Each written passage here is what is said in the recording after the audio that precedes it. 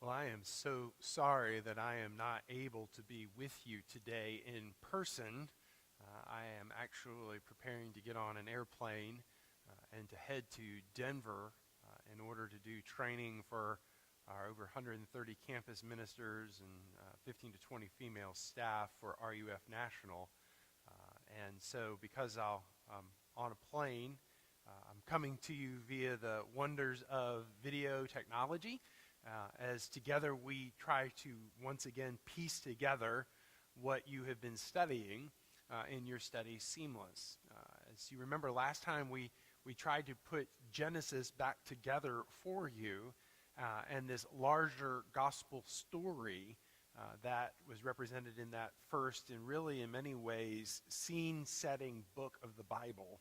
And as you might remember, I tried to foreshadow the way election and covenant works in that book, starting back to Genesis chapter 6 with Noah. Out of the mass of humanity that deserved God's judgment, God chose, he elected Noah and rescued him. He redeemed him so that Noah found grace in God's eyes, not because of what was in Noah, but because of God's own sovereign purposes. He chose Noah, he elected him, and then after the judgment of the flood, he brings Noah out with the rest of the animals, indeed all creation, and makes covenant with him. You have that same pattern with Abraham. Out of the mass of humanity worshiping false gods, the Chaldeans, God chooses Abraham. He elects him, he claims him, and then he comes to Abraham and establishes covenant with Abraham in Genesis chapter 12. And in many ways, the rest of the book of Genesis is a reiteration of that covenant story, that covenant promise that God made to Abraham. But don't miss it, the pattern in Genesis that we saw was election and covenant. Now, why is that important? Well, it's important because that backdrop that you find in Genesis actually drives forward the story of the entire Old Testament. This pattern of election and covenant as we find what happens to this redemptive family, the sons of Abraham, and particularly as we saw centering in on Judah's family. Yes, Joseph has the rights of the firstborn. He gets the double portion represented by his sons Manasseh and Ephraim, but Judah gets the best promises in Genesis 49, that it's from Judah's family that there would come a king to whom tribute belonged, and the obedience of the nations would be to this son of Judah. And so when you get to the end of Genesis, you're prepared for the rest of the story of the Bible. God's people are in Egypt. They have already been told in Genesis 15 that they would be in Egypt for 400 years, and then God would bring them out of Egypt to the promised land. And so when the story of the Bible opens in Exodus, you have the beginning of God redeeming his people. He has chosen to save them. Israel is his elect people, and now he acts through a mediator in order to rescue him. Now, Moses is not the promised king. He comes from the tribe of Levi. But Moses is the mediator who mediates God's presence to his people and mediates for God's people to God. He acts both as a priest and as a prophet. And in fact, he also acts as a judge. As we know from Exodus 18, he spends all his time judging God's people. His father-in-law, Jethro, says, what you're doing is not good. You need to establish a hierarchy, a gradation of, if you will, church courts, of elders who can judge these cases. But don't miss it, Moses, as a mediator, is a prophet, priest, and a kind of king. But as the mediator between God and his people, he comes as a redeemer figure. God uses Moses to lead his people out of Egypt and to take them on their way to the promised land. But in Exodus, starting in chapter 19, as God's people are at Sinai, God comes and he meets with his people there at Sinai, and he establishes covenant with them. In Exodus 20, he gives the summary of the covenants, the Ten Commandments. And then in chapters 21 to 24, you have what is called the Book of the Covenant, various covenant stipulations. And then from chapters 25 to 40 in Exodus, you have the commands for and then the accomplishment of the tabernacle. And in the midst of that set of instructions in relationship to right worship of God, you have the disobedience of God's people in the matter of the golden calf, chapters 32 to 34, where Moses, once again, acts as a mediator, as a priest, and seeks to make atonement. But you notice when you read those texts in those 3 chapters, Israel's disobedience, Moses' intercession, that when he says, let me make atonement for them, and Lord, if you don't hear me, blot me out of your book, God sort of ignores Moses. It suggests there's an atonement yet to come, and it's not going to be through Moses. But everything that happens there, from chapter 19 all the way to chapter 40, and indeed into the book of Leviticus, is the first iteration, the first version of the Mosaic covenant. God condescends to his people and establishes a relationship with them by way of covenant. And this covenant has covenant obligations for God's people. And if they kept their obligations, then God would bless them. But if they failed to keep their obligations, God would bring curses upon them. Of course, we know that God's people, they break the covenant. When? Well, this first iteration, or this first version of the Mosaic covenant, it's broken in the book of Numbers. When God brings his people to the cusp of the promised land, Israel sends spies into the promised land, 1 from every tribe. 10 tribes say, no, we can't go in. The people are too great for us. 2, represented by Joshua and Caleb.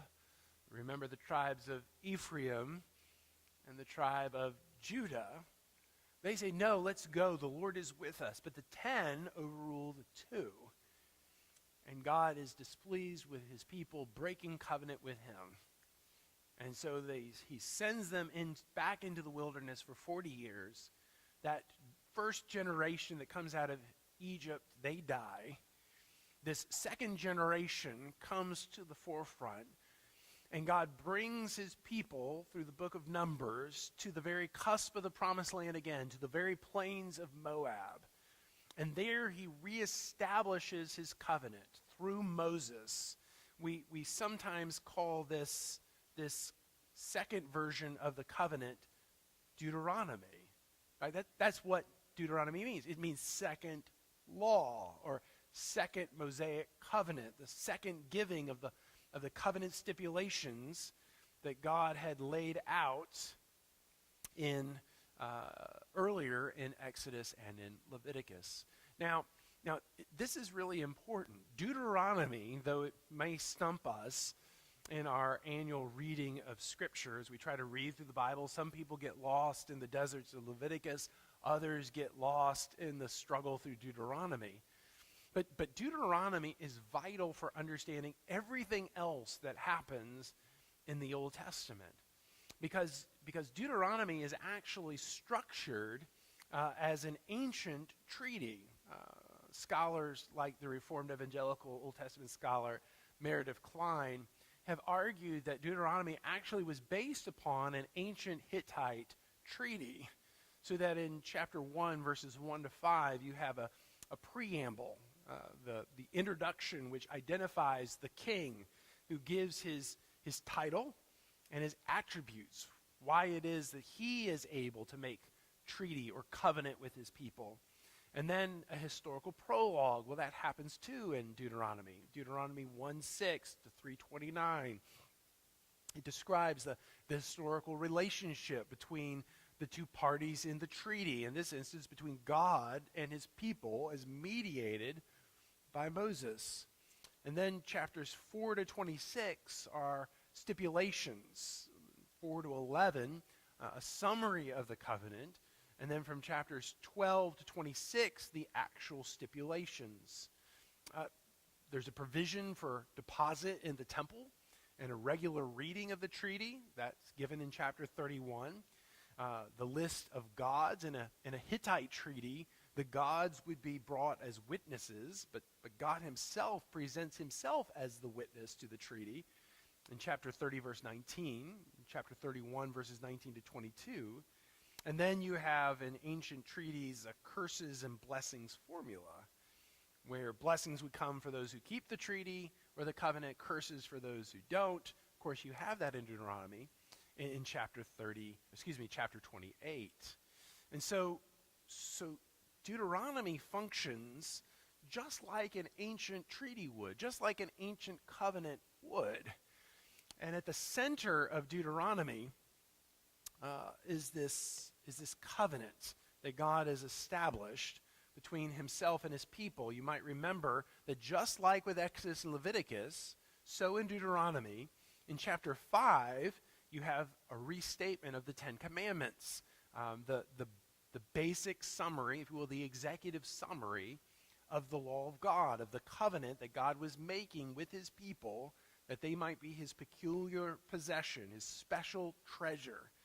And then in chapter 6, he summarizes his requirements for them in Deuteronomy 6:4.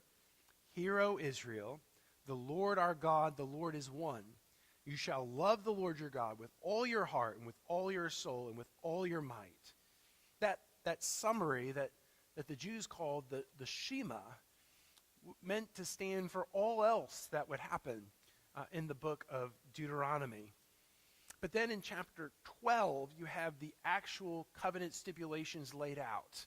And key to these stipulations, these requirements that God laid upon his people as part of their relationship, included things like one place of worship. It's notable that in Deuteronomy 12, it says this: these are the statutes and rules that you shall be careful to do in the land that the Lord, the God of your fathers, has given you to possess all the days that you live on the earth. You shall surely destroy all the places where the nations whom you shall dispossess serve their gods. On the high mountains and on the hills and under every green tree you shall tear down their altars and dash in pieces their pillars and burn their asherim with fire. You shall chop down the carved images of their gods and destroy their name out of that place. You shall not worship the Lord your God in that way, but you shall seek the place that the Lord your God will choose out of all your tribes to put his name and to make his habitation there. There you shall go, and there you shall bring your burnt offerings and your sacrifices, your tithes and the contribution you present, your vow offerings, your free will offerings, and the firstborn of your herd and of your flock. And there shall you eat before the Lord your God, and you shall rejoice, you and your households, in all that you undertake, in which the Lord your God has blessed you.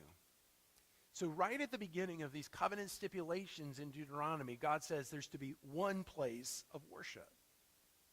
But he also tells them in chapter 13 and again in chapter 17 that they should worship one God.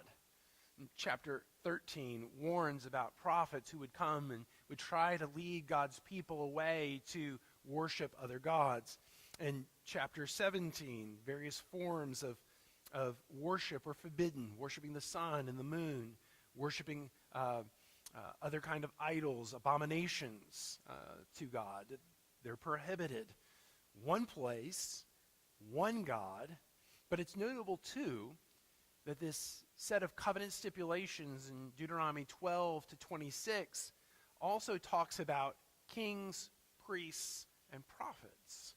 Starting in chapter 17, verse 14, God says, when you come to the land that the Lord your God is giving you, and you possess it and dwell in it, and then say, I will set a king over me, like all the nations that are around me, you may indeed set a king over you, whom the Lord your God will choose. One from among your brothers you shall set as king over you. You may not put a foreigner over you who is not your brother.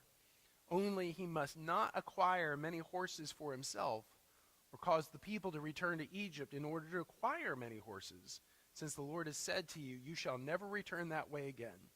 And he shall not acquire many wives for himself, lest his heart turn away, nor shall he acquire for himself excessive silver and gold. And when he sits on the throne of his kingdom, he shall write for himself in a book a copy of this law, approved by the Levitical priests, and it shall be with him, and he shall read in it all the days of his life, that he may learn to fear the Lord his God, by keeping all the words of this law and these statutes and doing them, that his heart may not be lifted up above his brothers, and that he may not turn aside from the commandments either to the right hand or to the left, so that he may continue long in his kingdom, he and his children in Israel. So in Deuteronomy 17, God establishes provisions for a king. Then at the first part of chapter 18, he makes provision for the Levitical priests. And then chapter 18, verse 15, he says, the Lord your God will raise up for you a prophet like me from among you, from your brothers. It is to him you shall listen, just as you desired of the Lord your God at Horeb, on the day of the assembly, when you said, let me not hear again the voice of the Lord my God, or see this great fire anymore, lest I die. The Lord said to me, they are right in what they have spoken. I will raise up for them a prophet like you from among their brothers, and I will put my words in his mouth, and he shall speak to them all that I have commanded them. So in the midst of these covenant stipulations in Deuteronomy 12 to 26, you have language that regulates prophet, priest, and king. You also have case applications of the Ten Commandments that are summarized for us at the very end of this section in chapter 26, verse 16. This day the Lord your God commands you to do these statutes and rules. You shall be careful, therefore, to do them with all of your heart and with all of your soul. You have declared today that the Lord is your God, and that you will walk in his ways and keep his statutes and his commandments and his rules, and will obey his voice. And the Lord has declared today that you are a people for his treasured possession, as he promised you, and that you are to keep all his commandments, and that he will set you in praise and in fame and in honor high above all nations that he has made, and that you shall be a people holy to the Lord your God, as he promised. Now that's language right from Exodus 19, which shows you that this is a restatement of that first covenant that was broken in Numbers. Here the covenant is restated. New stipulations are given that are similar to what you find in Exodus and Leviticus. And the promise is there again. You will be my treasured possession. And then, having given a ceremony in chapter 27 on how to ratify the covenant, Deuteronomy 28 then gives you blessings for obedience, curses for disobedience. And particularly, central to the curses are exile. The land will vomit you out. God will drive you out of the land if you break the covenant. And so Deuteronomy is very significant. In fact, it's not too much to say that Deuteronomy will dominate the rest of the Old Testament. Because the key question of the rest of the story in the Old Testament is simply this: will Israel keep the covenant? Will Israel obey the covenant stipulations that are found in Deuteronomy? Will they worship one God in one place? Will their prophets, priests, and kings obey God by supporting his worship in this one place? Or will they lead God's people away from God to worship other gods in other places? Will they believe the promises, or will they reject them? Well, when you come to Joshua, as God's people enter into the promised land, aside from a few hiccups, it looks pretty good. It looks as though God is blessing his people. It looks as though God's people are obeying the covenant. But at the end of the book, you have a kind of discordant note. As Joshua prepares to die, he decides to lead the people in a time of renewal of the covenant. And it's striking what he says. In Joshua 24, verse 14, He says, therefore, fear the Lord and serve him in sincerity and faithfulness. Put away the gods that your fathers served beyond the river and in Egypt, and serve the Lord. And if it is evil in your eyes to serve the Lord, choose this day whom you will serve, whether the gods your fathers served in the region beyond the river, or the gods of the Amorites, in whose land you dwell. But as for me and my house, we will serve the Lord. Well, it sounds as though Joshua is saying, some of you people haven't been keeping covenant. You've not been worshiping one God. You continue to worship the gods you had beyond the river, the Euphrates River, carried on from Abraham's family or from Egypt. If you're going to keep covenant with God in the promised land, choose today whom you will serve. As for me and my house, he says, we will serve the Lord. And the people respond by saying, far be it from us that we should forsake the Lord to serve other gods. For it is the Lord our God who brought us and our fathers up from the land of Egypt, out of the house of slavery. So Israel in Joshua, at the end of Joshua, says, no, we are going to obey the covenant. We are going to keep the covenant stipulations that God made with us in Deuteronomy before we entered the promised land. But of course, you turn the page and you come to the book of Judges. And starting with the book of Judges, you have this depressing downward cycle, this pattern that's all through the book, from really chapter 2 all the way to chapter 16, of apostasy, and then oppression, and then repentance of a sort, and then God enters in with a judge, and then there's deliverance and then there's obedience for a time, only to be followed with apostasy, and the cycle starts all over again. And it seems as though, as the cycles unfold throughout the book of Judges, that there's almost this downward trend line. Each deliverance doesn't restore obedience to the level that they had when God's people first entered the promised land. Of course, Samson is at the very end of that chain. And then in Judges 17 to 21, you have these two depressing stories of the priest who serves the Danites. We find out at the end of that section, 17 and 18, that the priest leading God's people into false worship, into idolatry, was actually Moses' grandson. And then you have the scene from chapters 19 to 21 with the priest and his concubine coming to Gibeah of Benjamin, where they enact a scene that looks just like Sodom and Gomorrah. Already God's people have moved away from keeping covenant with God. When you come to when you come to the book of Samuel, then, you have some measure of wondering whether God's simply going to cast his people out, but he doesn't. Instead, he gives them a king. Of course, the way it's played out in Samuel is God's people reject God as their king and ask for a king. But remember, Deuteronomy 17 establishes provisions for a king. And so God gives them a king. The first king, not so good, Saul, from Gibeah of Benjamin, disobedient to God. But then with the second king, David, you have a man after God's own heart who leads God's people to establish one place for worship. It'll be Jerusalem. One God, obedience to Yahweh, the God of Israel. A desire for prophets and priests and a king whose heart is dedicated to God. All of this comes together in David, and so much so that in 2 Samuel 7, God will, as you know, establish the third most important promise in the entire Old Testament, that God would establish in David's family a forever kingdom through a forever king. And so, beginning with David, then, you have this second set of questions. The first, is Israel going to keep covenants? But the second is, how is God going to accomplish these promises he's made to David? How is he going to establish a forever kingdom with a forever king who would be both a son of Abraham and a son of David? Well, the rest of Samuel and Kings begins to unfold this story. And the turning point in that story actually comes with Solomon.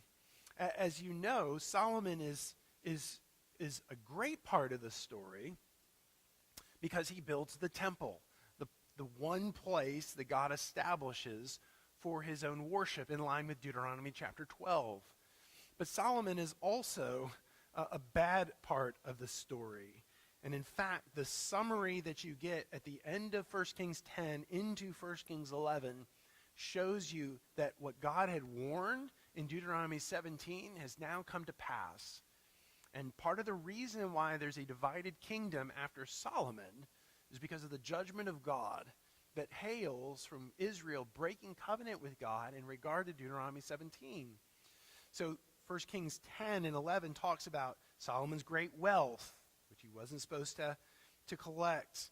And then in chapter 10, verse 26, Solomon gathered together chariots and horsemen. He had 1,400 chariots and 12,000 horsemen, and all of these horses. And then in chapter 11, he had 700 wives and 300 concubines. Money, horses, women. All the things that God had warned of in Deuteronomy 17 come here in Kings with Solomon. It's no wonder God brings judgment against them. And from Solomon's day, when the divided kingdom comes, the northern 10 tribes, all of their kings are evil. The southern 2 tribes, about half of them are evil, a few of them are middling, and the rest are fairly good. But it's really a downgrade from about 960 BC to 586 BC. For 400 years, God wrestles with his people, seeking to pursue them, desiring for them to keep the covenant that he made back in the plains of Moab in Deuteronomy. But by the time you get to 586, the covenant has been broken. And so God brings his curses upon his people, and they're exiled from the land. So that 2 Kings 25, describing the fall of and captivity of Judah, they're meant to echo for you Deuteronomy 28. Here are the curses. They've come to fruition. Israel is taken out of the land. The land has vomited them out. And yet the book ends on a note of hope. Because 2 Kings 25 verse 27 begins to speak of the exiled king, Jehoiachin, who is released by the king of Babylon. And the king of Babylon speaks kindly to him and gives him a seat above the seat of the kings who were with him in Babylon. So Jehoiachin put off his prison garments, and every day of his life he dined regularly at the king's table. And for his allowance, a regular allowance was given him by the king. So there's a note of hope. God is going to rescue his people. He's once again, election still means something. They're still God's people. He hasn't abandoned them. Though Israel has not kept covenant with God, God will still keep covenant with Israel. And so this Deuteronomy narrative comes to a sense of conclusion with 2 Kings. But of course you have the prophets. And really the prophets, Isaiah, Jeremiah, Ezekiel, and the 12, the minor prophets, they're each asking the question, will Israel believe the covenant promises? That God will deliver, that he will bless. If they keep covenant with God, that God will keep covenant with them, or will they reject God? Of course, we know that even though they plead, Israel will break covenant. God will bring the curses. But as you go through the prophets, what you find is another note. Remember, I said there were really 2 questions. The prophets begin to say, yes, you're going to break covenant, Israel. And God's going to bring judgment upon you. You will be exiled. First, the Assyrians will come to the northern tribes. Then the Babylonians. Isaiah sees it all. But this second set of questions, how will God keep his promises to David? That's what the prophets begin to focus on. And the way the prophets answer that question is that God is going to keep his promises to David by coming himself to shepherd his people, Israel. And so God pictures this Davidic king as a servant. In Isaiah 40 and 42, 49, 53, he's a servant who will come to shepherd his people, to suffer for them. And yet this servant who comes he's God. He's Emmanuel, God with us. He is mighty God, Isaiah 9. And he is the Lord. Malachi 3 says the Lord himself will come into his own temple. And so this God who will come, he will somehow be both God and man. God shepherding his people through his Davidic king. Ezekiel 34 promises a shepherd, that God himself will shepherd his people through his prince, his Davidic king. But this Davidic king, he's also a priest. Psalm 110, a priest of the order of Melchizedek. And he's also a prophet, someone who will declare God's word to his people. So that by the time you get to Malachi, having seen God execute his covenant curses against his people for breaking covenant, you begin to long for a new covenant, a covenant that God will establish, a covenant that will last forever, that will actually not simply have laws, covenant stipulations that remain outside of us, but would actually write the law upon our hearts, which of course is exactly what Jeremiah promised. In Jeremiah chapter 31, verse 31, behold, the days are coming, declares the Lord, when I will make a new covenant with the house of Israel and the house of Judah, not like the covenant that I made with their fathers on the day when I took them by the hand to bring them out of the land of Egypt, my covenant that they broke, though I was their husband, declares the Lord. For this is the covenant I will make with the house of Israel after those days, declares the Lord. I will put my law within them, and I will write it on their hearts, and I will be their God, and they shall be my people. And no longer shall each one teach his neighbor and each his brother, saying, know the Lord, for they shall all know me, from the least of them to the greatest, declares the Lord. For I will forgive their iniquity, and I will remember their sin no more. There was a first covenant with Moses. God's people broke it in numbers. God establishes a second version of that Mosaic covenant. They break that covenant. And so God says, I'm going to come myself. I'm going to redeem you. I'm going to rescue you as the perfect prophet, priest, and king. But never fear, I'm going to do even more. This prophet, priest, and king, this forever king ruling over a forever kingdom, he will come to establish a new covenant. And he'll write my laws on your heart.